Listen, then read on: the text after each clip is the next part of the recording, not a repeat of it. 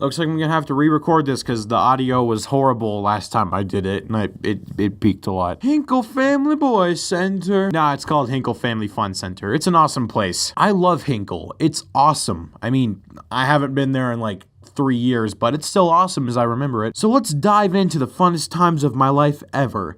Let's go.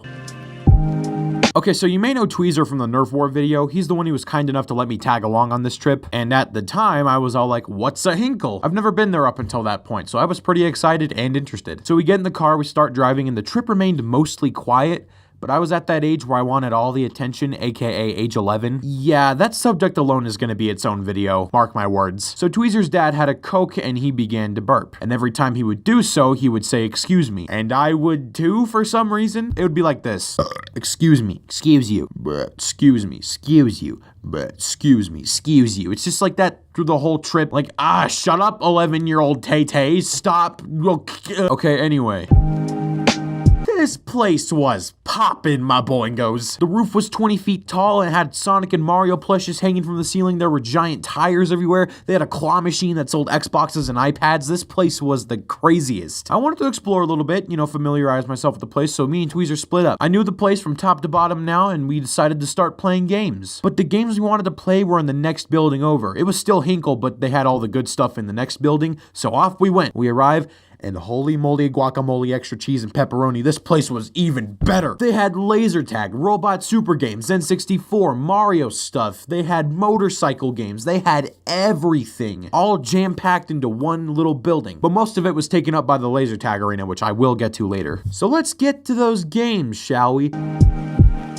But before we could do anything, we had to put on those demon bracelets. You know the ones, those stupid neon bands that need a razor-sharp motorized nuclear atomic chainsaw to take off. I hate those wristbands. I just want to abolish them. They need to be illegal. Okay, anyway. The games were awesome. It was the first time I ever played Nintendo 64, Sega Genesis, a claw machine that sold Xboxes. It was awesome. By the way, that wasn't the first time I played a claw machine. It was just a claw machine of that kind of matter. It was awesome. There were these games that involved getting in these crappily made mecha suits. You would get inside and they had like a really crappy CRT TV and like these two little control sticks on the side, and it was like this really cruddy PS2 game, PS1 game it looked like even. You'd rock around in this gray wasteland of nothing and just like shoot stuff, but we didn't actually fight in moving mecha suits. And if that were the case, the Nerf War would be a lot different, don't you think? But it was fun. It was one of those so bad it's good games, kind of like Sonic 06, maybe even like a guilty pleasure kind of thing. So we decided to go back to the other building and do something that I was genuinely afraid of doing at the time. Riding a little boat. Mateo, you big ol' wuss. I'm able to dive 30 feet into water, and I can even go deeper if I wanted to.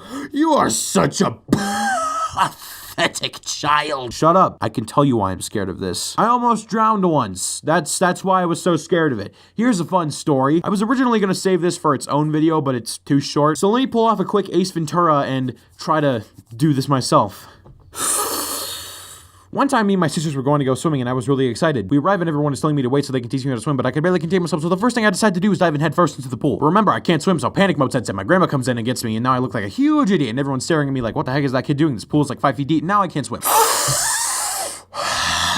Yeah, that's why I'm scared, alright? So yeah, that's a problem, especially when the body of water is like 10 feet deep, but I eventually was all like, I'm a man. Look at my one chest hair. I'm a man. Girl. It was fun, all right? It was great. But I still had a crippling fear of the boat tipping over and me drowning. But it was fun. Now, here's a story that I like to call the claw machine miracle. This story puts a smile on my face every time I think about it, and that's true. All right, here we go. When I was at Hinkle, just exploring and playing, I noticed this couple trying to get a toy for their children, and it was at a claw machine. And token after token after token, they just couldn't get it. So I decided to be generous and go help them. Not like I was doing anything important. So I go over there and say, hey, can I help you? And they let me do it. So I take a crack at it, and wouldn't you know it, on the first try on one token, I got 2 plushies. And since they were my tokens, the couple just did not want them, but I insisted to give them at least one of them. I kept a little pink dog, and I don't have it now because I lost it at the end, but I had it. It was a little pink dog, and I gave him a green brown dog or something like that, and then we were happy. What are the chances of that happening? I remember spending dozens of tokens at a claw machine game just to get like this crappy Sonic plushie, but that was a miracle. Anyway, let's turn this heartwarming situation into basically the opposite of what it is. The prizes I couldn't get.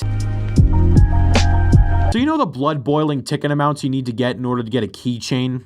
Well, that's Chuck E. Cheese. But at Hinkle, be prepared to spend 30 million tickets on a ball of putty. Okay. Obviously, I'm exaggerating. No, I'm not. But in reality, the ticket prices were freaking ridiculous, okay? Hey, kids, do you want to spend countless sweaty, tiring, carpal tunnel-filled hours playing games to get some tickets? No, not. Shut your pie hole, Timmy. Yeah.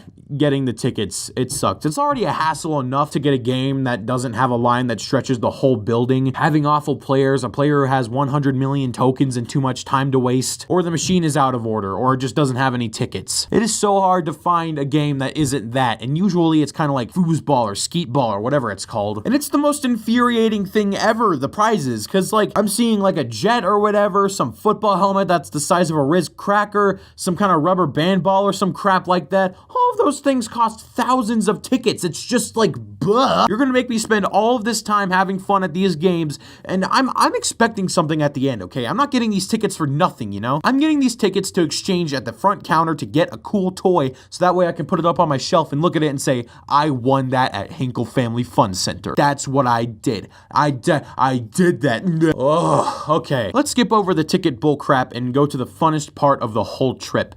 Laser tag. We got to go do the pew pew. So we go to the second building, and right across from the entrance is the big kahuna, the grand finale, the gold pot at the end of the rainbow, the laser tag arena. Oh boy, here we go. So the first thing that we had to do is wait for the game inside to finish, which took like an eternity. And since every kid there was socially awkward, the conversation would always be like this. Laser tag, am I right? You play Minecraft! So finally, the game inside finishes, and we can go to the room with the giant vests that detect the lasers. And let me tell you, man, these vests were like 20 pounds. They were so heavy. That was like a quarter of my weight at the time. But thank goodness I was able to get used to it over time. Now here's a part I very vaguely remember. I remember that we were able to give ourselves names, but for the life of me, I can't remember what names we gave each other. It was probably my Xbox gamer tag or some stupid name like that. Anyway, we finally start, and I was all like, wait, how do I play? Yeah, the freaking instructions went over my head apparently, and I was just cruising for a bruise it. So now I'm left to my natural human boy instinct, so, oh boy. Let's do this. No, I'm kidding.